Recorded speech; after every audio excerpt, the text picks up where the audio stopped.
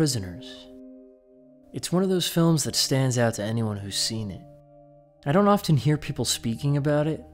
It is from 2013, over 10 years old at this point, but whenever they do, it is always with the same enthusiasm and excitement that can only come from such a well-crafted, gut-punching thriller. Rarely can you find the tension and plot so tightly and expertly intertwined, in such a way where through quite literally every new scene, with each new revelation, our hearts are pounding harder and harder as we are wrapped deeper into the web this mystery weaves. This is the kind of film that the phrase, being on the edge of your seat, was coined for. This is in large part due to the superb directing style of Denis Villeneuve, paired with the incredible performances on display, most notably and obviously given by the two leading actors, Hugh Jackman and Jake Gyllenhaal. It's the subtleties in these performances that really take it so far. Even seeing such a simple thing as Gyllenhaal's detective character blink with such purpose and intensity is enough to demonstrate that this character has witnessed an insurmountable number of horrible things, without the need for any exposition or dialogue. It's a masterclass in acting. Watching this as an audience member, it's guaranteed to hook you in immediately and continue to reel you through all of its twists, turns, dark corners, and frightening spectacles. Were I to be making this video years ago, I would have praised it endlessly. But as the years have passed and my eyes have opened, the picture this film paints is even more frightening than I could have known at the time, and for all completely different, hidden reasons. You see, every creation, every story, every work of art has an ultimate point. Without ears to hear and eyes to see the truth of what Hollywood is and its nefarious purposes, most if not all of these points, themes, or messages fly right over our heads, as they have always done, and in many ways have been designed for exactly such a purpose. When I first watched this movie, in my innocence and ignorance, I didn't see its hidden truth, nor was I capable of seeing it. I would like to show you this film how I see it now, having rewatched it in my newfound understanding of the spiritual warfare that is happening to this world and that we all take part in, whether we are conscious of it or not. On the surface, it is about the abduction of two young girls and the subsequent search for them by one of the fathers as well as a police detective. This detective, Loki, is played by the aforementioned Jake Gyllenhaal. Before moving forward, it is important to understand the empirical evidence that points to the true altar served by heavily prominent figures in our society, most especially including Hollywood. Through this empirical evidence, we can piece together that these individuals are members of the Lucifer-worshipping Freemasons. On multiple occasions, Jake Gyllenhaal can be seen referencing the all-seeing eye of Providence, in the same way joined with all of the other members of this prominent and far-reaching inner circle. Here he is also performing the hidden hand, or sign of the master of the second veil. This is another frequent sign members of this secret club use to identify themselves.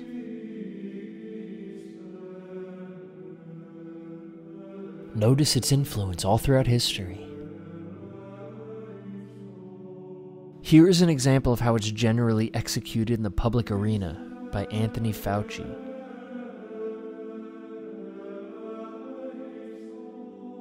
Here it is again being demonstrated by the other star of this film, Hugh Jackman, who plays Keller Dover, the father of one of the missing girls.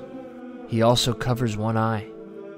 On top of the classic hand signs, there are also photographs of him attending Serbian body artist Marina Abramovic's spirit cooking rituals, an occult ritualistic performance art in which groups of these famous people get together and actively engage in mock cannibalism. She's known for a plethora of disturbing and wicked art pieces that highlight pain, Satanism, and uses every obscene discharge from the human body imaginable. She's been well acquainted with many celebrities, including Jay-Z, Kim Kardashian, James Franco, and other attendees of spirit cooking such as Lady Gaga and Will Ferrell. And as we can see, Hugh Jackman. The stars of this film are enemies of God. Once that knowledge becomes clear, we need to look at this film through that lens. Hallowed be thy name. The very first thing we witness is the Lord's Prayer, And the glory are yours. immediately before a deer is shot and killed. Right away, Jesus and religion is associated with death of the innocent. Keller Dover is a Christian. He wears a cross. He listens to Christian sermons. He prays. I hope to obtain pardon for my sins. His counterpart, Detective Loki, the hero of this story and the antithesis to Dover, is a Freemason. He wears a Masonic ring, visible in very crucial moments, similar to other famous members who wear this ring out in the world. On his right-hand fingers are tattoos designed to spell out the word maze, the reigning apex of symbols within this film. These tattoos are astrological zodiac symbols: Leo, Scorpio, Aries, and Virgo, which hold important significance in the occult, and the cross near his left thumb showing his affiliation with God, though not necessarily the God. Masons have a history of taking Christian symbols and twisting them, adding their own meaning, such as the all-seeing eye, which was originally Christian. Most, if not all, Masonic symbols have a surface-level meaning, more often than not something Christian. This is their hidden tactic for the unsuspecting casual observer, while the ones who actively utilize these symbols know their true esoteric meaning. The way that the cross is slanted looks like it could be a reference to the Knights Templar, one of the fraternal orders within Freemasonry. On Loki's neck is tattooed an 8-pointed star. In occult symbolism, this is known as the Star of Ishtar, a Babylonian goddess associated with the planet Venus. Not to mention the name itself, Loki, the name of the Norse god, the shapeshifter who hides in plain sight and uses trickery to go against the other gods, to bend them to his will. Be ready. Another important quality of Keller Dover is that he's a prepper, stockpiling necessities in his basement in case there's ever anything serious, like some kind of natural disaster or a systematic collapse. Whatever it ends up being. No more food gets delivered to the grocery store. Gas stations dry up. The energy the film gives off about this kind of behavior is that it's strange, weird, and over the top. In fact, as soon as Detective Loki discovers this while on the case, Keller immediately becomes a suspect. Where is your husband, Mrs. Dover? I doubt any one of us could deny the potential of a systematic collapse. We've all experienced firsthand how quickly stores and supermarkets can be shut down, with all of us being bound to our homes if it is deemed necessary by the powers that be. Powers that pretend to operate in our best interest, and yet demonstrate a very different narrative. Being prepared for the inevitable collapse to this fragile system, learning how to become self-sufficient, this is the right thing to do. We are expected to rely on what's provided for us, which is getting more harmful by the day and is being intentionally engineered to further distance itself from purity, nature, and health. In other words, from God. Someone who actually cares about these issues, is concerned with the quality and natural God-given process to the foods we eat. They are the strange and the undesirable, the weird and the troublemaking Christians. The kinds of people that Keller's character represents are the ones who would have the biggest issue with the New World Order that Detective Loki's club represents. His values of freedom, independence, preparation, and open religion are big targets in mass media. They want these traits undesirable. Every effort Keller puts into this belief system, all of the energy and preparation, prayer, none of it was actually any help at all for the actual disaster that befell him. On the contrary, he was actually condemned and resented for it. You made me feel so safe. You told us that you could protect us from everything. This film is subliminal manipulation into the unconscious acceptance of the hopelessness of these actions. Keller also teaches his kids how to be prepared. The few instances we see of this regular day-to-day Keller Dover feels very militant. What I need saved from the summer. I thought maybe... Forget it. Overbearing, All of a sudden, all that stands between you and being dead is you. and something his kids seem to be on the path towards ending up resenting. That's what my dad says. The deer, they have too many babies, and the babies starve anyway. You gotta keep the population down. Right. Your dad say that too? Once again, they paint this kind of mentality as a negative, that the only person who ever tries to ingrain good morals into their children and prepare them for what may happen in the world can't help but act in such a way as some kind of a totalitarian dictator who is only ever barking orders. This is the association they are making for those who follow God, and further for God himself. This is a very Gnostic view of God, very Masonic. They teach that God is a dictator who enslaves us with rules and regulations, whereas the serpent and those who serve him represent freedom, or as Aleister Crowley puts it, do what thou wilt shall be the whole of the law. In other words, their philosophy is that they should be allowed to do whatever they want, and if we follow God, we are abandoning true freedom and individualism, and just become carbon copies of whatever God is breeding us into being, ultimately becoming bitter and resentful. Drunk! You think I can't smell it on you? Anna Dover and her friend Joy Birch go missing after playing on a parked RV. Enter Detective Loki, who takes on the case. He is a Freemason. He represents the Masonic ideal of obtaining truth, rationality, and enlightenment through one's own means and intellect, or rather, making gods of ourselves rather than relying on the silly story believed by the emotional and irrational Keller. Where Keller the Christian acts out of hate, anger, paranoia, and rage, with his blind faith and stubborn instinct leading him to misguided acts of violence and terror, as well as giving into undesirable traits such as drinking, screaming, verbal and physical outbursts. Loki, the hero of the story, is the opposite, remaining calm, level-headed, using his intellect rather than his instinct, with the actions that he takes being the only ones to have any valuable consequence, including the saving of Anna Dover's life. Detective Loki responds to a police call about an RV matching the description of the one the girls were playing on and arrests the man inside, Alex Jones. During interrogation, it's discovered that this man is mentally impaired, with the IQ of a 10-year-old. With no evidence of the missing girls, the police release Alex to his aunt, Holly Jones. Keller, however, is unconvinced, and when he assaults Alex outside of the police station, Alex whispers to him, "They didn't cry until I left them." Intent on getting to the bottom of this by his own volition, Keller kidnaps Alex and violently tortures him for information on his missing daughter. Now, of course, we later come to learn that Alex Jones truly is innocent in all of this, and is actually just another kidnapped child, the first victim of the abductor who turns out to be the one posing as his own aunt, Holly Jones.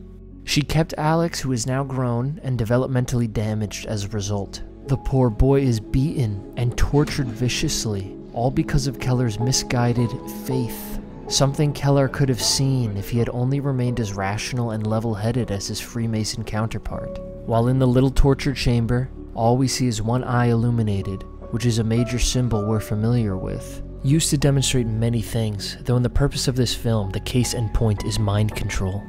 As Loki pursues the case, he looks for past sex offenders, which leads him directly to a Catholic priest's home. This is no surprise, seeing as how desperate mainstream media is to ravage anything to do with Christ. I would argue most particularly the Catholic Church. It's no secret that the Church is under extreme scrutiny for the actions of many priests, a fact in which this movie wastes no time in highlighting. You know what? I spent 6 years in the Huntington Boys Home, Father. Hey, you know the Huntington Boys Home, right? Hurting a like you'd be a real treat for me. Why don't you tell me his name? This is not the video to have a deeper discussion on this, but some food for thought for the moment. The Bible says that Satan is the god of this world. If God's greatest enemy has such a prominent hand in this world, what do you think he would attack most? Why do you think these forces, unashamedly against God, are obsessed with highlighting the church in such an undesirable manner? We will protect you! You have the word of the most trusted institution on earth, the Catholic Church. There are undoubtedly evil priests in the world, just as there are undoubtedly evil people in every organization on planet Earth. And the horrible, wretched acts that have been done are beyond disgusting and absolutely wicked. But we cannot be so quick as to throw the baby out with the bathwater. Evil people do not represent Jesus Christ. His holiness and his words are clear and last forever, and someone who claims to follow him while going against him means nothing towards the validity of his words. People are evil, never God. Prisoners continues this association of God with hopelessness, harm, and despair, finding the criminally accused priest drunk, face first on the floor. He has a hidden compartment behind the fridge, littered with Catholic imagery as well as the dead body. While being interrogated, the priest explains why he killed this man. He was waging a war against God. This makes Loki laugh because the concept, as well as the concept of a god, is absurd to him, and thus, by association, absurd to the viewer. This is their more preferable reaction to God for us to have.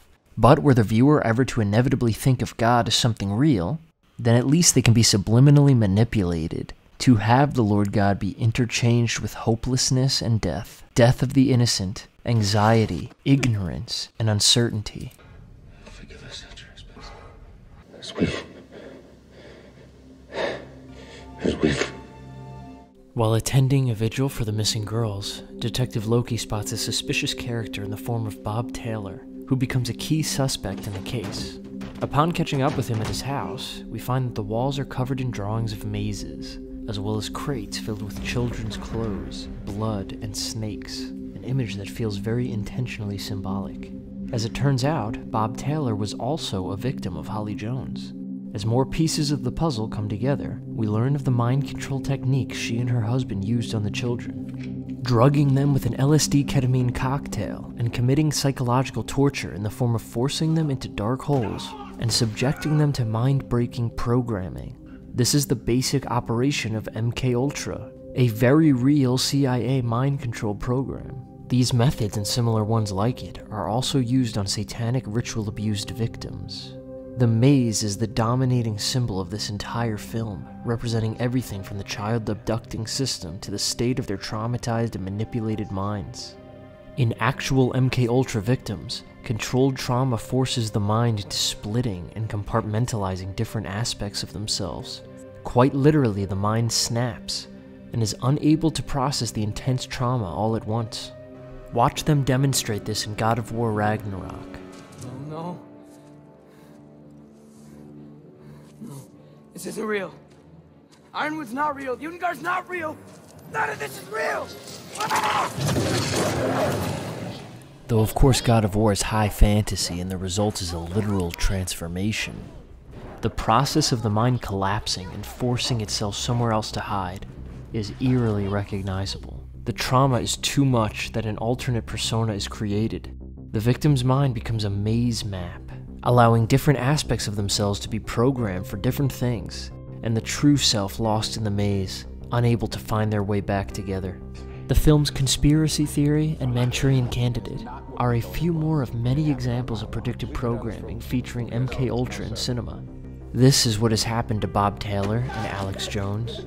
Bob draws maps to the children, not to their physical location, but the psychological state they've been put in. It's the things. When Bob Taylor is interrogated for answers, he gets a hold of a gun and ends up taking his own life, which is something that actual MK slaves are often programmed to do in these kinds of positions.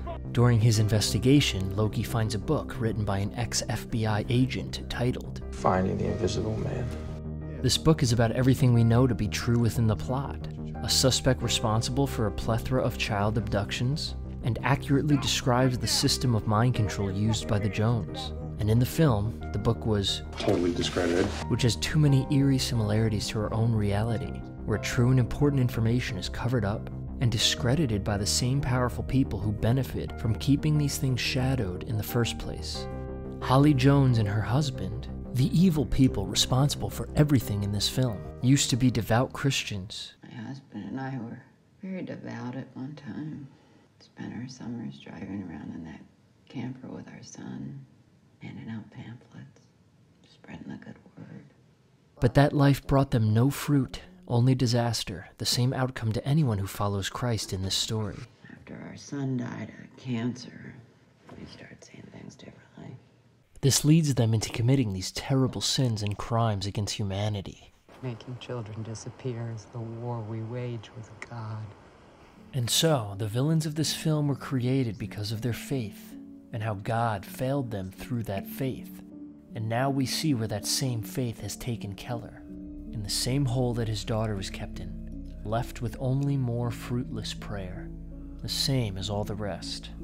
This time in darkness is very reminiscent of occult secret societies, where in order for someone to be initiated, they must go through rituals that represent dying to their old self and being spiritually reborn, which is an exact perversion of Jesus' own words about how we are to be born again. These rituals include being held in darkness for several days. In V for Vendetta, another story with strong ties and symbolism to the occult, V puts Evie through this exact same initiation process in order to free her from her God-given spirit and conscience and be spiritually rebirthed into the Crowley satanic do-what-thou-wilt ideology. Almighty God, protect my girl. In this hole, Keller prays to God, but it isn't God who answers this prayer. Instead, it's Detective Loki, the representative for Masonic and occult secret societies, who saves him from the death he has created for himself by pursuing God, and offers him spiritual rebirth into the New Age, by their method, not God's. In this story, they are the heroes, the true light, and God will only lead us to death and darkness. While all of this on the surface very well makes for compelling storytelling and heartfelt character drama, just as with the foods we eat, it is important to strip everything down to the bare ingredients and understand just what it is exactly we are consuming. These things are planted into film and media to psychologically manipulate us. Similar to the victims of the maze, we are brainwashed and hypnotized by these methods to a point where we can no longer properly distinguish the true reality from the planted one. And just like how Bob Taylor continues the patterns given to him by his handlers, so too do so many artists continue the work of these enemies of God without even realizing it, because their false reality and thematics have been completely normalized, seeing as how it's successfully become part of our daily diet. Keller Dover may have been a Christian, and his faith may have failed him, but his story means nothing. A fictional character, written by real sinners with corrupted souls. Jesus Christ promises freedom and eternal life to all of those who follow him, believe in him, and put their trust in him. Francis of Assisi had all of the worldly wealth and success one could ask for, and yet found no fruit in it, and he renounced it all. His evangelical zeal, consecration to poverty, charity, and personal charisma drew thousands of followers in his lifetime, and countless more after.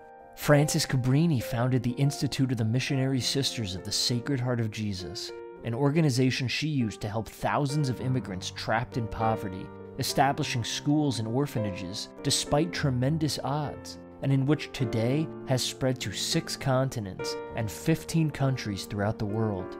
Joan of Arc had no military experience, and yet was called by God to fight for France, and despite all odds, she was able to assemble an army, lead them in a momentous victory at Orléans that halted an English attempt to conquer France during the 100 Years' War.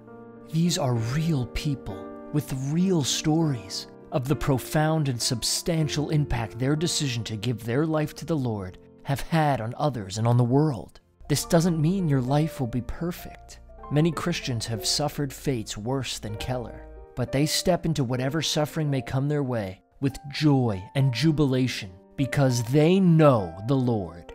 They know his love, his mercy, and his salvation, and they know that whatever the Lord wills is for the ultimate glory and fulfillment of our lives and the lives around us. Do not be afraid to call out to him, to draw closer to him and allow him to draw closer to you. For I know the plans I have for you, declares the Lord. Plans to prosper you and not to harm you. Plans to give you hope and a future. Our life is like no other story. It is the story. A gift granted to us by the King of Kings and Lord of Lords. And for those in this life who truly give their stories to him, surrender wholly and completely, they move mountains. Let us stop wasting our breath in these falsities, these deceitful lies, and let us instead discover the incomparable things that God will actually do in our lives. Miracles and wonders that he has always had planned for us. Choose this day whom you will serve.